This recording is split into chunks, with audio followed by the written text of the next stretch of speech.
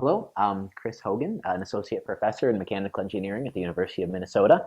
I'm here with my distinguished colleague, Professor Peter McMurry, also of the Department of Mechanical Engineering at the University of Minnesota.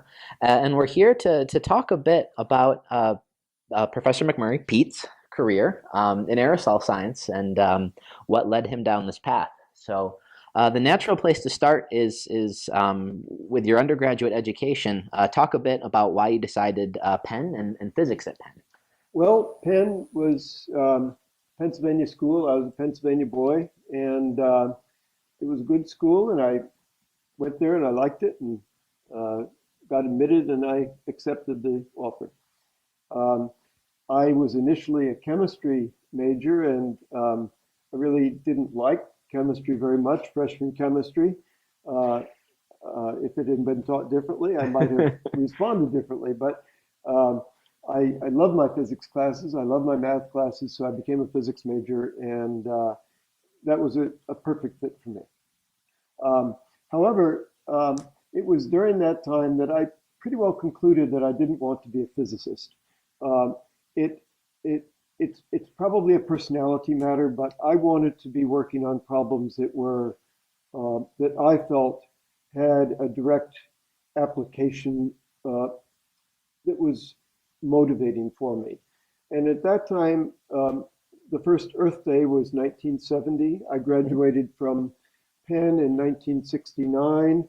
There was a lot of discussion about environmental issues. Rachel Carson's book, Silent Spring, was published in 1963, I believe. And there was a lot of thought about the environment and environmental science. And I thought, well, I think it would be interesting to see if I can apply my skills in physics to some environmental problem. I really didn't know how I could do that. In fact, when I was applying to graduate school, one institution, a faculty member from one institution wrote back and said, well, physicists really can't do much in this area.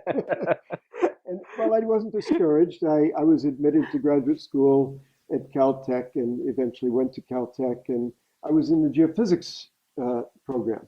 Mhm. And I met all of the faculty in geophysics, and I came home with a long face to Pam, and I said, I, I, I'm just not interested in working with any of them. I'm not interested in what they're doing. I don't know what I'm going to do. And it turns out one of them was Claire Patterson, who was an expert on environmental lead. He was an amazing person.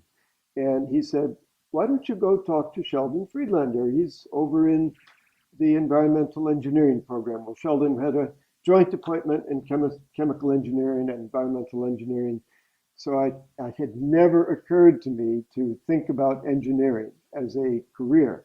In fact, at one time when I was at Penn, one of my professors suggested that I talk to one of the electrical engineers about a summer job.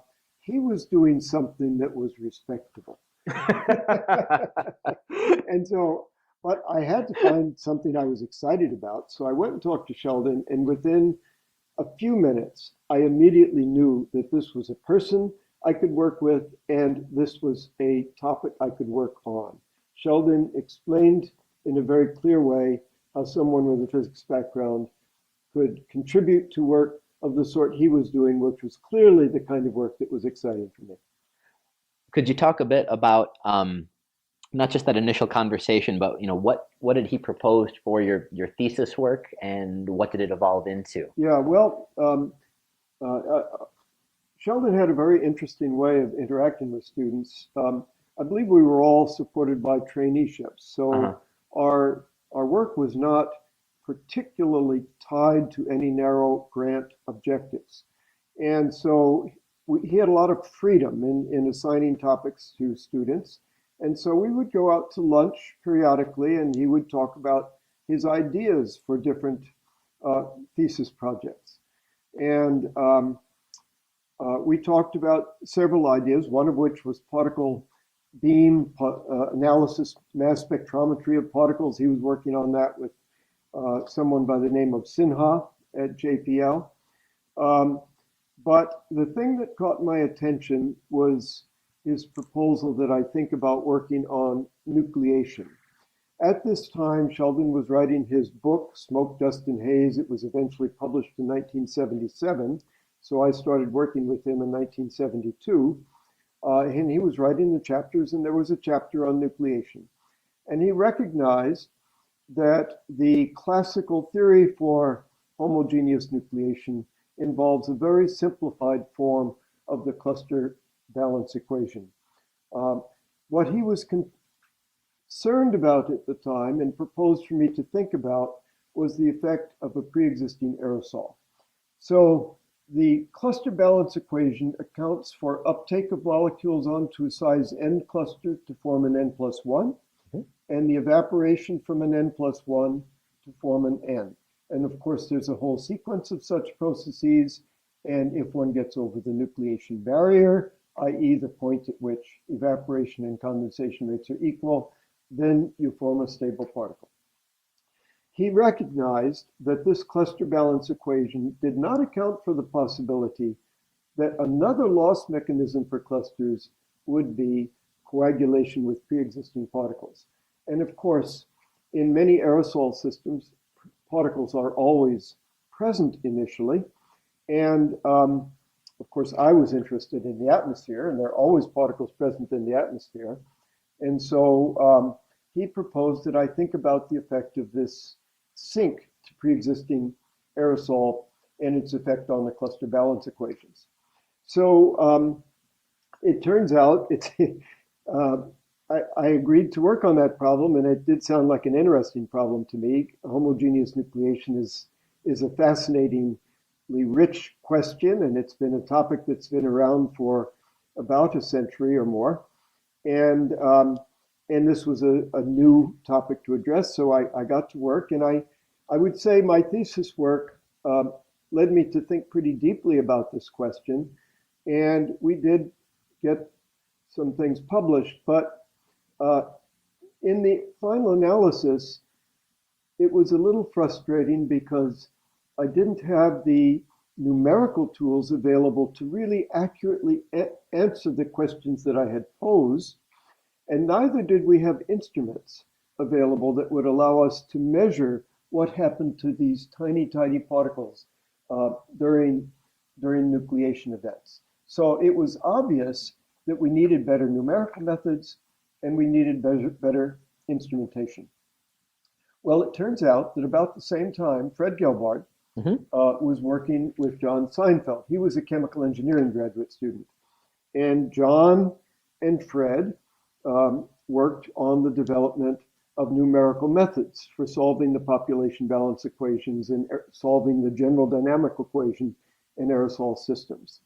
And Fred developed two categories of codes, one of which is the discrete continuous code, which I liked very much because it was very accurate. That means that you would have several discrete sizes starting at 1 molecule, 2 molecules, 3, and so on. And then for sizes larger than about 20, you would use a continuous distribution function, or you'd use a method of cubic splines to model the shape of the distribution function. And then you could have a very general solution that would account accurately for all processes. Now, this discrete continuous method, I'm probably one of the relatively few people who's actually used it because it was kind of a pain to use. Because it was a spline method, the splines would oscillate negative, and Fred had it set up. He was a very careful guy, and when they went negative, he would terminate execution, and you'd have to reinitialize and go ahead. But it turns out I did some comparisons of numerical and analytical solutions, and I knew that if I used that code, I would get accurate results. And so that's what I did, so that leads to my early career as a faculty member. Yep. So we've gone from the East Coast to the West Coast, and now you split the difference, but go a little too far north. That's right. And you end up in Minnesota. Pretty much flown over Minnesota in those previous 5 years. I had actually spent a summer in Minnesota working on a geophysical field crew, working out of Brule Lake, which is at the boundary of the east boundary of the Boundary Waters Canoe area. We were looking for copper sulfide mine. You know, this is a big topic in Minnesota now. Yep. Fortunately, I didn't find one, but I had a lot of fun canoeing helping geologists and doing operating geophysical instruments. But that's another story. In any event, it brought me back to Minnesota, and Fred Gelbard developed these codes into user-friendly packages. He meticulously documented the codes and how to use them and how to modify them to solve one's particular problems. And they came in multiple boxes of IBM punch cards, and I immediately got to work with Fred's codes and to solve accurately the problems that I had thought about during my graduate studies. And so the first problem that I worked on actually was not the effect of the pre-existing aerosol, but I had become aware of the thesis work of Bill Clark. Mm-hmm. Bill Clark did his thesis work in the late 60s. He was a student of Ken Whitby. And he and Gil Sem had, and others, had helped Ken develop the Whitby Aerosol Analyzer, the WAA. And this was a refrigerator-size electrical aerosol analyzer. It was eventually commercialized by TSI. The commercial version was sold between 1967 and 73, was not a success, but it launched TSI as an aerosol instrument company. But in any event, Gil used laboratory prototype instruments to do some really classic smog chamber experiment, particle-free air into a chamber, hence why I did not look at the effect of pre-existing particles. Yep. And he exposed this particle-free air to ultraviolet light. Lo and behold, particles are formed by nucleation.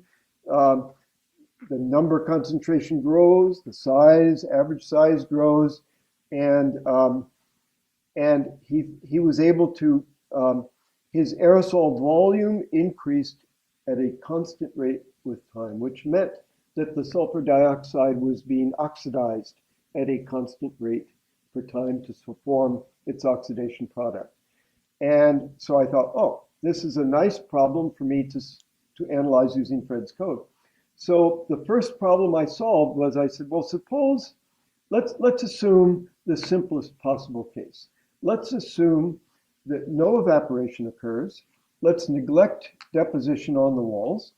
And let's just assume that if two sulfuric acid molecules collide, you form a dimer, and it never evaporates because the next molecule comes in faster than evaporation could have occurred. And I call this the collision-controlled evaporation limit.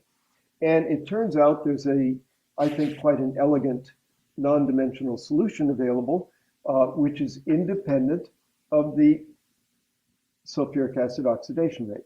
It's a universal solution that is valid for all sulfuric acid oxidation rates with only one numerical solution, which was very nice because it took me many months to obtain that numerical solution with Fred's wiggly code and going back and forth to the computing center every morning. But I did get it to work. And by the way, the dimensional scaling predicts that when you form particles, there's initially nothing present, and then the concentration increases. It goes through a maximum, and then it decreases. And that maximum number depends on the minimum size of your detector. If you have a detector that detects 3 nanometer particles, it'll be a relatively high maximum. If it detects 10 nanometer particles, it'll be a bit lower. And so with Fred's code, I could predict the maximum number concentration larger than any selected size. And it turns out the Whitby aerosol analyzer detected particles larger than about 10 nanometers. So I was able to predict the maximum number concentration in collision-controlled nucleation for particles larger than 10 nanometers. And I did my calculation, and I compared it with the numerical simulation from Gelbard's code, and it was amazing agreement. It was about within a factor of 2, and it showed a square root of R dependence, the square root of the sulfuric acid production rate number varied in proportion to that, exactly as predicted by theory. And to me, this was an astonishing result, and that was published in the Journal of Colloid and Interface Science in 1980, and I have been trying to understand why ever since. So that quite a while ago. So let's Yeah, talk about. So it's 1980. You're an assistant professor, yep. and you've got this nice modeling work. But at the same time, you're trying to set up a lab. So what are Hmm. the first experiments that you start doing in Yeah, said lab yeah, or yeah, in the yeah. field? Well, there were sort of two tracks that I started at about the same time, and they were there were three things. One of them was I was very fortunate to be supported by Ken Whitby to participate in his EPA funded field projects. And we went to quite a few places. We did some work in Minnesota, actually. I think it's the only time I've done any field measurements in Minnesota. We were looking at the Sherco power plant plume. We went to the Zilnez Mesa, which is about 80 kilometers east of Page, Arizona. We were studying emissions from the Navajo generating station. We went to Alabama and Tennessee, studying a power plant plume there. We went to Ohio, and Chuck Wilson and I did a lot of this work together. He was my first close colleague. He was a postdoc. He Mm-hmm. completed his PhD with Ben Liu, looking at the aerodynamic particle sizing, an instrument that he designed for his doctoral work. And and so Chuck and I enjoyed working together. And the primary outcome of that work was what we called an analysis of growth laws. This was an idea that came out of Sheldon's work and the thesis work of Steve Heisler, who was a PhD student who graduated 2 years before I did. And the idea is that if you can get the size dependence of the diameter growth rate, you can get some useful insights into the chemical processes contributing to growth. Hmm. For example, if growth is due to condensation, then for very small particles, smaller than the mean free path, the diameter growth rate should be independent of size. Mm-hmm. And for larger particles, it should vary inversely with size. Mm-hmm.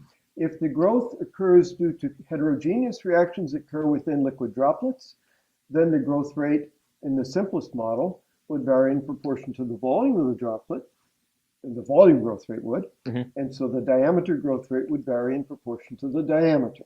So we looked for these diameter dependencies, and we found that in the Zilnez Mesa, where there was no water, it was very dry, it followed the condensation expectation. And in Ohio and in Alabama, where it was very humid, we found more of a linear dependence. And that was a very exciting work. We now know much more about secondary aerosol formation. We know that organics are important. The only thing we thought about then was sulfates. Yep. And so it was a naive analysis, of course, but I think still a method that people could go back and learn from. And I think there are some problems that we're analyzing in that way right now with our work on nanoparticle growth. I think it needs to be studied. You need to extract all the information you can. Nature is very reluctant to reveal her secrets, especially in the atmosphere. She makes things very complicated to ensure that there's promise of tenure for many young people coming along. So I'm going to try not to lead you too much, but you said something interesting. You said that the role of water was clearly important here in Yeah. the type of growth. And so this is we're 1983, 84 right now. So this starts to take you, I would say, back into the lab. There's a certain instrument development that I think addresses tandem this. differential mobility analyzer. It turns out that in 1998, there was a paper by Ben Liu and a number of co-authors on an instrument called the aerosol mobility chromatograph, the AMC. And it was a relatively small amount of data, but they showed that if you take particles from a mobility classifier, and remember, this was in the very early days of the mobility classifier, and if you humidify them and sample them with a second mobility classifier, their size will change because they absorb water. And so they published this paper. When I arrived, and this was published in 78, so I arrived in 77, so that work was done before 77. When I arrived at Minnesota, my startup package consisted of a key to room 271. And I was welcomed to the lab. They said, well, if you want to do something, just clean off a laboratory bench, and there's this instrument over here. If you want to use that, it's okay. Nobody else is using it right now. And so, and Dan Rader was one of my new students at that time. And Dan had been a student at Caltech. In fact, when he moved here, he was rooming with Eric Kaler, who is now the Our president of president, the yeah. University Yeah. of Minnesota. So there are lots of good stories. And I've been told that there are a lot of stories that I haven't been told, but maybe someday they will tell me. But anyway, we, we, uh, we, I suggested to Dan that he work with that instrument. And uh, we changed the name. I didn't like AMC. I Hmm. didn't like it. And so I fretted about this and we had discussions. We came up with the Tandem Differential Mobility Analyzer, TDMA. And so Dan then, his thesis focused on the TDMA, and his contribution was not the concept, which had come earlier, but rather was transforming the TDMA into a quantitative measurement tool. And it was all based on the work of Knudsen and Whitby. Hmm. Knudsen and Whitby had developed this, well, Knudsen really had developed the theory for the transfer function of a DMA, this triangle, which is, I think, personally the most beautiful paper in aerosol science. It's just mathematically elegant and it's correct for non-diffusing particles. And what Dan did was he said, well, for a tandem DMA system, what you really have is you have DMA1, and that has a mobility transfer function that looks like this.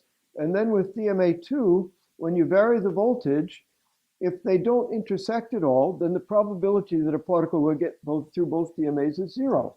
But as soon as you vary the voltage on DMA so they begin to intersect, then you begin to see some particles go through. And when they overlap perfectly, you reach a maximum, and eventually you pass over the maximum, get back to zero. And so Dan worked out the mathematics for that exactly. He was able to do the integral exactly. And, and then he showed, in fact, he didn't work on water uptake. He worked on evaporation. He showed that one of Chuck's undergraduate coworkers had found, as I recall, a DOP, diethyl phthalate, 50 nanometer particles produced by a DMA. When he measured them with a DMA, they were smaller. Hmm. And we thought, maybe they're evaporating. So we developed a series of experiments where we measured them. They were evaporating. We were able to measure the evaporation rates. From that, we were able to get the vapor pressures. And this now is widely used as a technique to get vapor pressures of small particles. And then Dan graduated and left and went to Sandia. And I had the opportunity to go to the 1980 SCAX experiment in Los Angeles. And I proposed to the Coordinating Research Council. It was a very informal group, mainly scientists and engineers from companies, and you would go make a proposal. And I proposed that we make TDMA measurements of water uptake in California. And they said, well, this has never been done and you're just a rookie. Why should we give you money to do this? I said, please, let me try. And of course it had been done a little bit. And so they graciously supported us and we went to California and we got some very nice data. And the surprising thing about the measurements was we were at the Claremont College. We were in the chemistry department, I think, sampling out the window.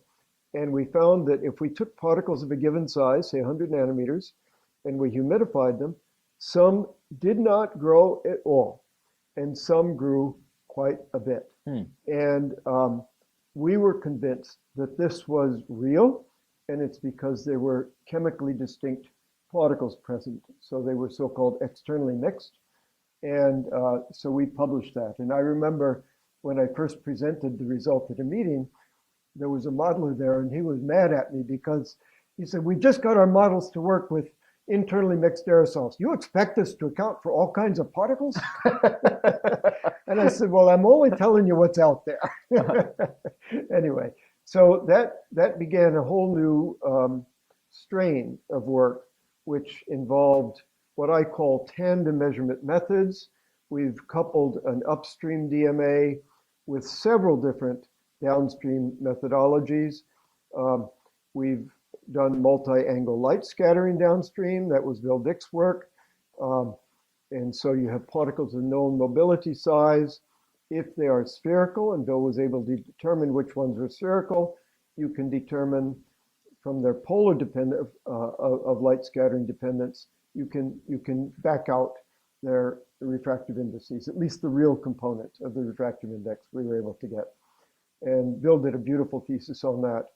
And then I heard Kenzei Ihara give a talk about the aerosol particle mass analyzer that he had developed at the National Metrology Laboratory in Japan. So And this is just for this is 1996, 1997 then? Kenzei published that paper in 96, and Mhm. that must be about the time he spent a sabbatical year at NIST, Uh-huh. and he Yep. stopped in our department and he gave a lecture at my group about Mhm. this instrument. And I thought, ooh, this is really cool because this is 96 and we'd done a lot of work with the TDMA. And so I was a great enthusiast for anything you could measure precisely. And I recognized that the APM is another type of differential instrument. It's not as elegant an instrument as the DMA because the transfer function is more complicated, Mhm. but nevertheless, it's a differential instrument. It allows you to nail the mass down to within a few percent. And I thought, let's see what we can do with that. And so I had the opportunity to participate in a supersite experiment in Atlanta, an EPA experiment. And field studies are really hard work and you don't always succeed. So I said, well, I'll participate if you'll support the purchase of this aerosol particle mass analyzer from Conomax because I really want one of these. And I got serial number one.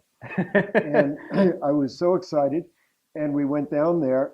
And when we did the measurements in Atlanta, if we picked out particles of a given size with the DMA and we fed them to the APM and we scanned the voltages, we got two peaks.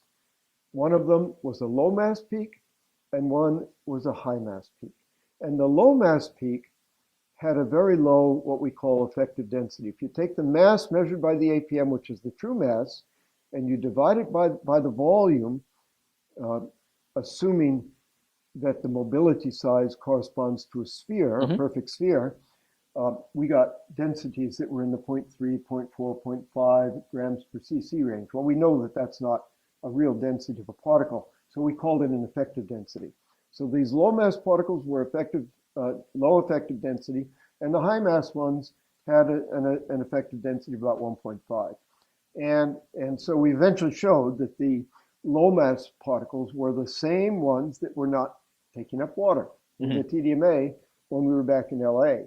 And so this supported another piece of information about the external mixing of hygroscopic, of atmospheric particles in the Uh-huh. submicron range. So it was a fun story.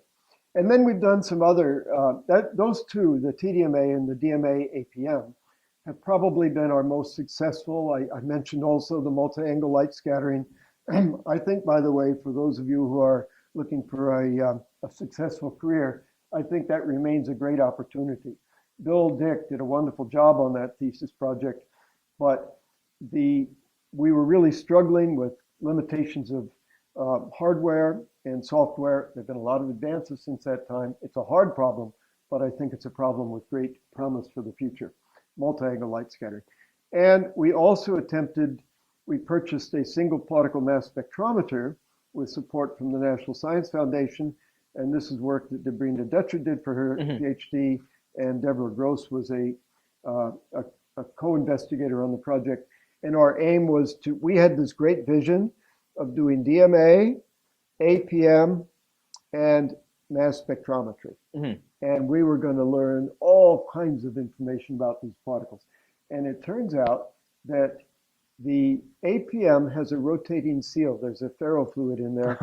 And the liquid used in that rotating seal contained volatile compounds, aminium compounds, that when they evaporated, they were very basic and they reacted with acidic particles, totally screwing up our mass spectra. They lit up like a beacon Uh-huh. in the aerosol mass spectrometer. So we couldn't, we were not successful. It was kind of heartbreaking, but Debrina uh, was very successful. She figured, other things to do Uh-huh. with her thesis. So she was able to complete the thesis. And, but that was never successful. With a different compound, I think one could do very nice work of that sort. And What so we did with this paper. took us into the 2000s Yeah. with tandem measurements, but I want to go back into the mid to late 80s. So you had mentioned your modeling with the comparing to the Whitby analyzer and talking about the limit Oh, yeah. was 10 nanometers. Mhm. And then you've also talked about the transfer function of the DMA being triangular. Now I know if I told you these things or we were in a PhD committee, you'd yell at me for talking about a triangular transfer function down at 10 Yeah, nanometers, yeah, there's as well as being able to only detect there. a whole So bunch of so I stuff think in you the did a bit to 80s. fix Yeah, that. that I mentioned that 1980 paper. There was a sequence of papers where we added on the effects of scavenging by pre-existing particles, and we looked at the effects of deposition on a wall if one was dealing with a chamber experiment, and we looked at the effects of evaporation from clusters. But the the the more interesting thing and the more substantive thing that we did was I proposed to Mark Stolzenberg, who arrived with the same cohort of students that Dan arrived with in Mhm. 1978. I was so lucky to have these two brilliant people as among my first students. I proposed to Mark that we think about improving the state of the art for uh, detecting small sub-10 nanometer particles by vapor condensation. Mhm. Uh, Van Loo's work up till that time had shown that the detection efficiency of condensation particles, condensation particle counters decreases sharply with size below 10 nanometers, that the exact dependence of that decrease depends on the instrument. Different instruments have different properties. And I proposed to Mark that he develop for his thesis a CPC that optimally detects very Now, tiny just to be particles. clear, is the CPC a commercial instrument at this time, or is The, it a lab the instrument? CPC was commercialized in 1980. Hmm. And so this was just after So it's the Mark became a student, but it was not optimized for nanoparticle detection. So I proposed to him that he work on this for nanoparticle detection, and TSI actually gave us a commercial instrument to take apart and modify for his experimental work. And that led, Mark was not speedy, but he was very exacting, and he spent a long time in refining the design of this instrument. And I won't go into the details, it's all in the literature, Mhm. published eventually in his 1991 paper describing the function of a 3 nanometer butanol laminar flow CPC. Um, but in the course of doing that, um, he used, of course, a mobility classifier to deliver the calibration aerosols. Uh-huh. And the calibration aerosols, what you like to do is dial in a voltage and say you're delivering a monodisperse aerosol to your instrument, and as you decrease the voltage, the size gets smaller. But in fact, what happens as you decrease the voltage, the average size gets smaller, but because small particles diffuse at a high rate, the width of the mobility distribution started to get broader. In other words, the transfer function was no longer the one predicted by Knudsen and Whitby, 1975, because of this diffusional broadening. The peak went down and Hmm. it got broader. And if you're trying to measure an efficiency curve for a CPC that drops sharply to zero at some size, if the width of the uh, size distribution exiting the DMA is broad compared to the true width of that efficiency curve, the data is going to be skewed or influenced primarily by the large end particles Hmm. in the mobility classified aerosol. And so Mark developed a theory for the diffusion broadened transfer function of a DMA, and ultimately then incorporated that transfer function theory into an inversion algorithm that he used to back out the size dependent efficiency of the CPC. It was really, I think, a very beautiful piece of work, and it's a classic. And out of that work, 10 years of work, I got one paper. And I've always felt that one good paper is worth 100 not as good ones. We should have published two papers. Well, We, yeah, I was yeah, going to say, so after that, you don't just have the papers, you have some new toys. We have And some so, neutrinos. and Yeah. so, if I understand, you do take them out into the field, kind of all over the world. Yes, of Can you course. speak Yes, about what yes. you learned with them? Well, the instrument was commercialized in 1991, and I got a telephone call one day from Fred Isley, who was at the Georgia Tech Research Institute at the time, and I didn't know Fred, but he said, "I want to introduce myself. I'm Fred Isley. I've developed a technique for measuring sulfuric acid vapor concentrations by chemical ionization mass spectrometry. And you've developed a technique for measuring very tiny particles by vapor condensation. Would you be interested in getting together to do some collaborative research? Because, you know, there's beginning to be a little bit of evidence that maybe nucleation can occur in the atmosphere. And everybody hypothesizes that if nucleation occurs, sulfuric acid is a likely candidate Hmm. for being a source of nuclei. So about that time, Rodney Weber was looking for a PhD advisor, and so Fred and I wrote a proposal to the DOE. It was the first atmospheric chemistry program at DOE. We got funded. Rodney joined my group. We began to work on this problem, and Rodney and Fred and I worked as a team. And we did measurements together in Idaho Hill, in the Rocky Mountains near Boulder. We did measurements in Mauna Loa Mountain in Hawaii. We did measurements in the Southern Ocean as a part of ACE-1. And every place we went, we discovered nucleation. And we wrote some papers that I'm very proud of. Um, Rodney's thesis, I think, is again a very uh, contains some very important seminal discoveries. But his Idaho Hill paper, I think it was 96 or something like that, within a year or two, um, showed that nucleation rates at Idaho Hill were orders of magnitude higher than could be predicted by any existing theory at the time. Hmm. And so this got us to think, what is going on? And then the next thing he showed is that the growth rates of particles after they're nucleated are about 10 times faster than could be explained by the condensation of sulfuric acid. And so we said, well, you know, if you don't understand what's going on, it's probably due to organics. So we speculated that this excess growth was due to organics. At this time, did you regret not studying chemistry at Penn? A little bit. Yeah, I've always felt that my career has been a little bit deceptive. You know, I've had all this funding from atmospheric I, chemistry at NSF, and all I did was complete freshman I didn't chemistry. know that when I had it. I hated chemistry. Interesting. So, It's changed. yes. So, um, so at this stage, you've got CPCs, which can go really, really Mhm. small, but I'm getting the sense that even that wasn't good enough for what you wanted to know. Yeah, well, Rodney showed that that the formation rate of 3 nanometer particles, which is what we could detect with those instruments, Hmm. varied in proportion to sulfuric acid concentration squared. So you've got the gas, and you've got 3 nanometer, Yeah. and you're Well, then that you're kind of squared really excited me because that's like the collision control prediction. right. That goes back to my That's 1980 right. paper. And so we wanted to understand what was going on. And we did a number of measurements, but we had an opportunity in 2005, it turns out. We were continually working on this. Hmm. But the big breakthrough came in 2005 when the National Science Foundation had a NERT competition. And nanotechnology infrastructure training and research. I don't know, Sure. something like that.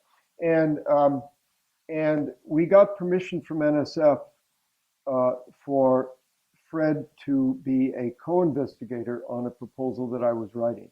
This wasn't entirely straightforward because Fred was at the National Science Foundation, and there are rather strict rules Hmm. about what National Science Foundation people can propose. But we were allowed for that solicitation to prepare a joint proposal. And at that time, we're both getting kind of long in the tooth. And I said to Fred, you know, don't you think it would be, we really should try to measure the entire number distribution down to a molecule. We really have to understand the squared dependence. And, you know, if we utterly fail, it's not the end of the world. Worst that can happen is we get fired, and you know, let's go for it. Yeah. So Fred he was a genius. He was a very um, creative guy and an excellent instrument designer. And he said, I think we can measure clusters formed during nucleation. So out of that came the development of the cluster chemical ionization mass spectrometer, cluster SIMS. So Fred with Jun Zhao at Mhm. NCAR worked on that. And our job was to extend the minimum particle size below 3 nanometers. And so I had Ken Ida, and Ken was really a wonderful, dedicated student. And I said, Ken, I'll get you a PhD if you can detect 1 nanometer particles. And Ken wanted a PhD, so he got to work. And we agreed that one thing we hadn't explored was the possibility that working fluids, condensing vapors, other than butanol, might allow us to extend the minimum detectable sizes to smaller particles. So in his diligent fashion, Ken developed a model and modeled the behavior of more than 800 compounds. Um, and we eventually settled on diethylene glycol and oleic acid. He tested those both. They both worked very well. We focused on diethylene glycol because oleic acid was not as stable Mhm. over time. And he developed the diethylene glycol CPC, which indeed does detect sodium chloride effectively down to a nanometer. Now, there are many mysteries that remain to be solved with these instruments. There's material dependence that we do not understand as well, and there are other mysteries that I can't go into. But it's an important instrument development, and together with Fred's cluster SIMS, enabled us to bridge the gap and to measure the entire number distribution down to a molecule. Mhm. And so we've been able to use those data to gain some insight into, into how nucleation occurs. And we developed out of this work an acid-base reaction model for nucleation, which is totally different from the condensation evaporation model of classical theory, but it recognizes that clusters are stabilized by reactions, and it's typically a rather simple sequence of steps that leads to the formation of these stable clusters. And that does seem to be at least one important chemical nucleation process in the atmosphere. We're getting into more recent work here, but Yeah, you can this brings you right up to last week even. Can you yeah, talk about what is the state of the art right now along these lines? yeah, What yeah. have you current former students done? Uh, Well, um, you know, Mari Titcomb built the cluster SIMS with Fred's help that we brought to Minnesota. And she did really a great job of building that instrument and documenting it. We did some experiments in a chamber. Mari and Dave Hansen contributed to that work. He's been a phenomenal uh, collaborator for us in Minnesota. And we built a chamber to do it. And honestly, the experiments were a little disappointing because the chamber was so dirty. And no matter what we did, we were meticulous. We tried to keep it clean. And it was so dirty that we couldn't do repeatable measurements. So I decided that was it. There were not going to be any more experiments in the chamber. And I said to Cody Jen, who was my last PhD student, I said, let's talk to Dave Hansen and see if he would be amenable to having us do um, experiments in his very clean flow reactor. This is a chamber that had been a reactor that's been operated steadily with nitrogen off the headspace of a liquid nitrogen dewar, operated continuously for several years, continually bathed, very clean, and it turns out very repeatable. And I said, Cody, let's just see what we can learn about formation of the dimer. And so she focused on this, on the simple first step of formation of the stable dimer. She looked altogether at about 7 different amines, including diamines, uh, and we learned a lot. We found that there are very clearly differences from one basic gas to another, that diamines are the most potent nucleating agents we've been able to um, identify so far, and we've come up with a more refined version of the acid-base nucleation model. mhm. Yeah.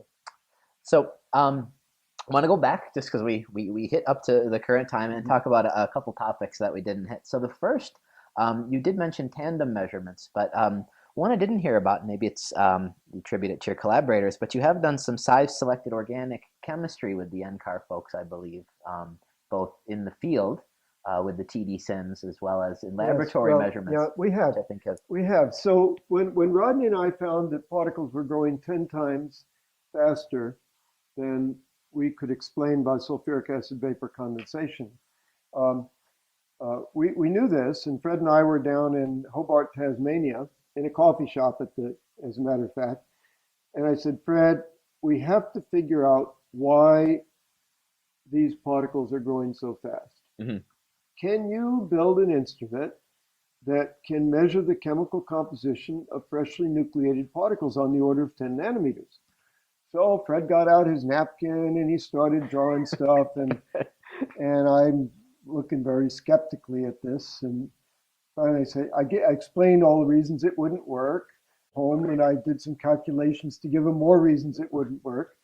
And he said, "No, Pete, I think if we bathe it in nitrogen gas, I think we can get rid of these contamination problems you're working on. I think it's worth a try." So I said, "Okay, you're so smart that I think it's worth a try too, but I want a competition." And Paul Zeman is another close uh, colleague, and he had been working as a postdoc with me, and we knew each other well. And he had developed an instrument called the thermal um, volatilization mass spectrometer. I forget exactly. But anyway, I figured Paul's instrument was more likely to work. Mhm. So I said, let's compare the performance of your idea with Paul's idea so that we really know which one's better. And it turns out that Fred's idea was much better because it involved sampling it up to 15 liters a minute. So we had a very high sampling rate, whereas with Paul's instrument, we had a much lower sampling rate of a few tenths of a liter per minute. And it was that high sampling rate that gave us sufficient mass of these nanoparticles to analyze in a typical sampling period of about 10 minutes. Ah, And so, yeah, and then Jim joined Fred's group eventually as a Jim Smith. postdoc. Jim Smith, I'm sorry, and then he took when Fred retired. Jim took responsibility, and he's just a brilliant instrument designer. And he built a beautiful instrument called the thermal desorption chemical ionization mass spectrometer for measuring the chemical composition of these freshly nucleated particles. And Jim is the one who's really gotten the best data, which demonstrates absolutely most of that mass is organic, and he's identified some of the species that are in there, including aminium compounds and uh, organic acids, in addition to the sulfates and, intriguingly, a bunch of nitrates, which we don't entirely understand. We don't entirely Mhm. understand all of this, except for the sulfates we understand. So we're trying to untangle all of the uh, chemical processes that lead to this growth. And it's a great mystery, and it's a fun project. Yeah. Mhm. So I got, I think, two more topics I think we should discuss. One, we focus largely on your work in the atmosphere, Mhm. but knowing our department and knowing who you've collaborated with, I Mhm. want to go back to your work. Can you talk about a bit of work you've done with the semiconductor industry, Mhm. Mhm. as well as feel free to take it in any direction you want, our engines lab, as Mhm. well as the plasma labs, which Mhm. are Yeah, prominent those labs at are all, Minnesota. yeah, yeah. Well, let's talk about the semiconductors first. I've talked about all this nucleation in the atmosphere, and it was a fascinating problem. And we're always interested in having a sufficiently broad funding base of funding support to be able to support our group. And I recognized uh, Ben Liu had a semiconductor research consortium, and I would attend those meetings. And I recognized that the process of chemical vapor deposition involves bringing reactive gases into a chamber, exposing them to a substrate, and having chemical vapor deposition Hmm. occur on the substrate as a result of chemical reactions between these reactant gases and the wafers. And and of course, the semiconductor industry was really paranoid about contaminant particles. If a contaminant particle forms and deposits on that wafer, that chip is dead. And this is a very costly thing. So they were supporting work on semiconductor contamination control. And I talked to people. It was really not very well known because these processes occur typically at low pressure, almost always less than 1 torr and sometimes much less than 1 torr. And of course, TSI's instruments don't work at that pressure, right? So Mhm. there was no way to really easily measure what was going on down there. But I realized that, you know, a semiconductor processing tool isn't that different from the atmosphere. You dump in reactive gases, you turn on some energy, and something's going to happen. And it's probably not all on the surface. Maybe some gas phase nucleation occurs. So um, I proposed to the Semiconductor Research Corporation, and Dave Kittleson was collaborating with me, that we build an instrument to detect nanoparticles in semiconductor processing tools. And we got funded. And what we said was we're gonna have a big pump, and we're gonna draw aerosol through a nozzle. We're gonna form a beam, and then we had some magic that we were gonna do, doing stuff that they would have never allowed us to do, and we're gonna detect them. And they say, here's some money, do it. And so then we had to figure out how we were going to do this, how we were going to form this particle beam. And we went and talked with Al Neer and Conrad Mauersberger. Al Neer is one of the mass Yep. spectrometer inventors. He was over in our physics department at that time, and it was a lovely conversation, and they encouraged us, but they didn't tell us what to do. So following my usual modus operandi, I found a really smart graduate student, Peng Lu, and um, and also brought in a really smart postdoc, Paul Zeman, who'd been working with Will Castleman in physical chemistry at Penn State, and who was knowledgeable about mass spectrometry. But I proposed to Peng that that he find a way to collimate this particle beam. And there had been some papers written, and so we studied those papers, and he studied those papers, and he built an apparatus. And one day he came into my office and he said, well, I'm forming a particle beam, and here are the dimensions on the beam. And I had been reading those papers the previous night, and I said, boy, that looks pretty narrow, Peng. He said, yeah, well, he said, I think what's happening is when the aerosol approaches our orifice, our pressure limiting orifice at the end, we had a big turbo pump downstream. I have a little block there that the machinist put in to weld the orifice plate to the orifice plate to the tube. And so the aerosol has to go in, it has to go around that block before it can converge into the exit orifice. And when it goes around that block, it's throwing particles to the center line, and that's what collimates them. And I said, Peng, that just doesn't make any sense to me. Sounds like magic. Sounds like magic. So he, in his way, quietly disappeared for a few weeks. And I went merrily along doing my own stuff. And then one day he came in, he said, Peter, let me explain it to you. And out of that came aerodynamic lenses, where we realized that having a sequence of these lenses allowed us to focus particles more and more tightly into the center line. Once they're on the center line, symmetry causes them to stay there. There's nothing to pull them away from the center line. And they form a beam, and it's very tight, a few tenths of a millimeter, and it just goes, when you draw them through this pressure limiting orifice, you pump away all the gas. When you do that, you don't mess up the beam because they're already on the center line. There's no radial motion of the gas there, and you can shoot the particles into a mass spectrometer. And we developed an instrument called the particle beam mass spectrometer, which I thought was a beautiful piece of work, and Paul Zeman played a really important role in doing that. I still think it's an instrument that could be used, but it's not being used right now. But the primary outcome was that Doug Worsnop was at my plenary lecture at the International Aerosol Conference in Los Angeles. I guess it was '94 when I presented this. And afterwards, he came up and he said, I'm so excited. He said, I know how to build an aerosol mass spectrometer if only I could get the particles into my mass spectrometer. After listening to your talk, I know how to do it. And Paul actually worked with Aerodyne to help them build their first lens. And the rest is history. That was a very important contribution. But we never anticipated that it would be used for atmospheric measurements. The interesting thing.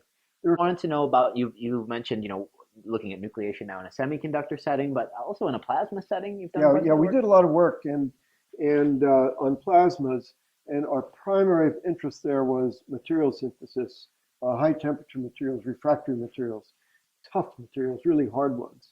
And we had a number of grants. And my key colleague was Steve Gershik.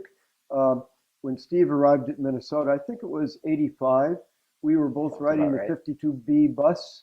This was uh, before he bought his house near Lake of the Isles. And we would talk on the bus, so we got to know each other quite well. And he said, "Well, would you be interested in doing some collaborative work? I'm going to be doing some plasma work." And so that got me into the plasma work. And then in the early 90s, Joachim Heberlein joined the department, and he was a plasma scientist, and we worked a lot. They're both delightful people and great friends, but also we did a lot of collaborative work in that area. And then and then in another area, David Kittleson, also of Yep. South Minneapolis, he also used to ride the 52B. This is a very academic bus. Yeah, well, it was the express to the university. There you go. And so Dave and I uh, would periodically do some work on instrument engine emission characterization. And it was usually when we developed a new instrument, a new method, and I'd talk to Dave about it. And so, we should do some work together. So we'd end up on the fourth floor doing some work together. And out of that came some very nice papers, including a lot of Keeong Park's work, uh, where he used the DMA APM technique to characterize the structure of particles. They are fractal-like in shape, and when you measure the mass-mobility relationship, you can obtain some useful information about that structure. And you can find that it depends on the engine operating conditions. If you have operating under very high temperature conditions where you burn off all the oils, they're very fluffy particles. If you operate under lower load where you don't burn off all the oil, you get more compact particles with more lubricating oil on them, and we could measure that. And we also worked with Mike Zachariah there, where we measured the Keeong, measured the mass mobility classified particles, and then he used microscopy to measure the volume of each elementary primary particle in the agglomerate and added them all up to get the true volume. And then he calculated the mass per true volume, true mass per true volume, so to get the true density of the material making up the agglomerates, which came out to be 1.77 plus or minus 0.7. I'm not positive about the 0.07, but the number is quoted quite frequently, and I haven't seen the measurement repeated because it's probably kind of hard. Yep. Yeah. So the final thing I wanted to ask you to comment on is you've got quite a few decades here of doing atmospheric research and aerosol research within a mechanical engineering department. And you've had a bunch of really great students come out of that. I think 2 Friedlander Award winners, or is it more than that? I don't know. So Bill Dick, Chung Gai, both. Mark? Mark? Oh, no, he was a Whitby. Yeah. Yep. Yeah. For outstanding PhD thesis. Can you comment on how being in an engineering department has shaped the way you've done your work, and what role do you see engineers, mechanical, chemical, be what it will, in atmospheric research? I actually think that being in the mechanical engineering department has been key to my success at doing the work that I did. I actually never took a course in mechanical engineering. And I've taught 22 or 23 courses, but I was trained as a physicist and then an environmental engineer, and picked up this material on my own through teaching and through working with and research. But all of my students took all of these courses from very prominent faculty like Suhas Patankar and Eve Sparrow and Dick Goldstein and all of this really prominent group of people, and they became very proficient in these thermal science subdiscipline of mechanical engineering. And so they were able to bring these skills to problems that I was interested in. So Mark immediately jumped on use of the Gretz solution to model vapor condensation inside his 3 nanometer CPC. work that has subsequently been applied, by the way, to Suzanne Herring's water CPC, to Ken Ida's diethylene glycol CPC. This was all based on this solid foundation of Hmm. graduate education in the thermal sciences. Um, and I think this is a common thread through my work, is that being a member of a mechanical engineering department has allowed me to work with students who have these fundamental skills, who are eager to work on applied problems in, and often turns out to be in ways that a faculty member perhaps in an environmental science department or an atmospheric science department would not have students who are trained in that way. So it was a great benefit to me with my interests and the training of my students. Has allowed me to do this. Of course, I've also brought in, part of my strategy has been to seek out postdocs who have skills that complement my skills. And Paul Zeman is a perfect example. He understood vacuum systems, mass spectrometry, etc. And he came in and helped us build the particle beam mass spectrometer Hmm. and help move us into this new era of working in low pressure systems. So that's been consistently a part of the design for my research program. Yeah. What's been your most satisfying moment or event in research and Well, academia? given that I've been so focused on nucleation through my career and really wanting to understand the details of how these clusters, these stable clusters, are formed. I won't say that we understand every detail. There's many theses remaining to be done, not to worry, but we at least got a qualitative picture. And in order to do that, it was necessary to measure the entire number distribution down to a molecule. And one person who really played an important role in that work was Jinkun Zhang, who's now an associate professor at Tsinghua University. But he wrote what I think is really a lovely little paper, an aerosol research paper, first measurements of the complete number distribution, and it was measurements down to a molecule. And there are substantial uncertainty bars at any given size, but the general characteristics of the shape, I'm quite confident will stand the test of time. We'll shift them up and down here and there. Yeah. Okay, and so then the other thing I'd like to ask you about is, so you've got these beautiful tandem measurement techniques that you've Mhm. developed, and at the same time, as you're doing this, Dave Kittleson is working really hard Mhm. to understand, in particular, diesel Yeah. emissions, and it just seems like right place, right time Yeah. for Yeah. both of you. Yeah. Can you comment on Yeah. Yeah. how Right. that Well, went? um, there were a number of little problems that we worked on with Dave, including the structure of the particles, and Ki-Hong Park worked on that. But we were interested in the hygroscopicity of these particles and how does the hygroscopicity depend on the fuel, sulfur, and other properties of the fuel, and the engine operating conditions, and so on. And um, Hiromu Sakurai joined my group as a postdoc, and he was also from Will Castleman's group at Penn State, and also had been interested for many years in atmospheric aerosol research. And so he was very interested in, um, well, he agreed to develop an instrument system that we called the nano TDMA. It involved use of TSI nanos rather than the long column Mhm. DMAs. We wanted to measure hygroscopicity of particles smaller than about 10 or 20 nanometers.